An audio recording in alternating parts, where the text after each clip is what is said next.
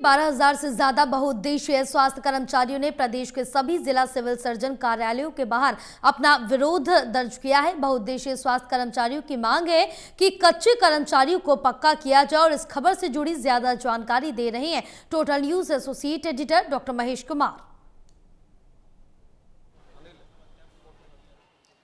गुरुवार के दिन हरियाणा प्रदेश के 12,000 से ज्यादा बहुउद्देशीय स्वास्थ्य कर्मचारी सिविल सर्जन कार्यालयों के बाहर विरोध प्रदर्शन करने पहुंच गए। अपनी मांगों का पूरा ब्यौरा सरकार के सामने रखने का काम किया गया और सबसे बड़ी मांग जो इनकी तरफ से रखी जा रही है वो कच्चे कर्मचारियों को पक्का करने की है। हम इस वक्त मौजूद हैं हिसार में और हिसार में तमाम जो बहुउद्देशीय स्वास्थ्य कर्मचारी हैं हिसार सिविल सर्जन कार्यालय के बाहर इस वक्त अपने विरोध की आवाज़ को बुलंद करने की कोशिश करते नजर आ रहे हैं। मुझे बताइए कि किस तरह की ये मांगे हैं। कच्चे कर्मचारियों को पक्का करना वर्तमान जो सरकार की पॉलिसीज इस वक्त नजर आ रही है उसमें नहीं लगता कि किसी कर्मचारी को कच्चे कर्मचारी को पक्का करने जैसा कुछ भी हो सकता है।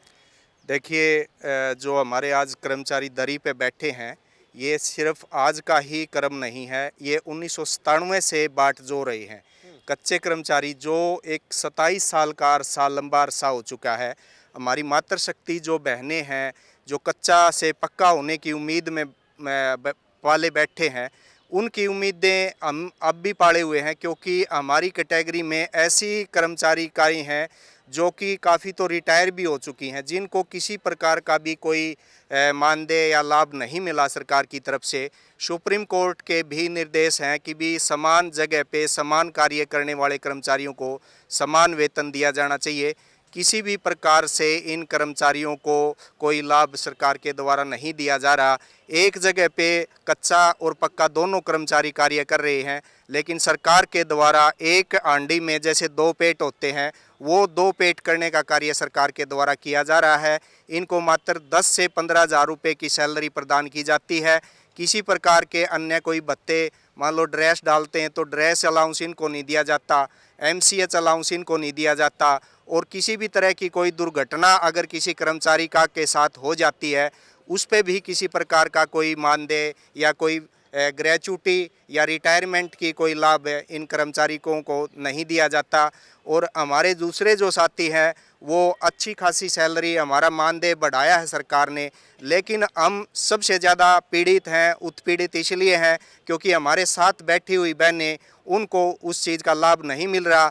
तो हमने जो ये आंदोलन का बिगुल बजाया है, अब हमारी NHM की बहनों के लिए हम इस दरी को जब तक नहीं छोड़ेंगे जब तक इनको अपनी मांगों के लिए हमारी कैटेगरी को ये मांगे पूरी सरकारें नहीं कर देती। सरकार पर दबाव बढ़ाने के लिए किस तरह की रणनीति आप लोग अपनाने जा रहे हैं? सरकार के ऊपर दबाव बढ़ाने के लिए फिलहाल तो हम आज का 1 दिवसीय जो हमारा स्टेट लेवल का जो धरना है वो 1 दिवसीय है, लेकिन इसको हम अनिश्चित काल के लिए भी अगर सरकार इसके ऊपर सुध नहीं लेती।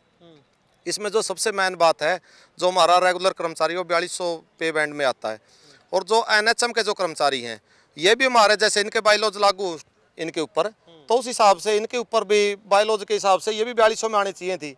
अब हमारा जो वर्दी का जो है वर्दी डालनी होती है, जैसे हेल्थ के अंदर पता लगता है भाई ये कर्मचारी हैं, तो उस हिसाब से जो रेगुलर को वो कर्मचारी भत्ता मिलता है, लेकिन जो NHM के हमारे जो साथी हैं उनको आज तक भी सरकार ने वर्दी भत्ता नहीं दिया है। और भी बहुत से भत्ते हैं जिनसे हमारे कर्मचारी जो हमारे पास ही बैठते हैं वो उनसे वंचित रखे गए हैं।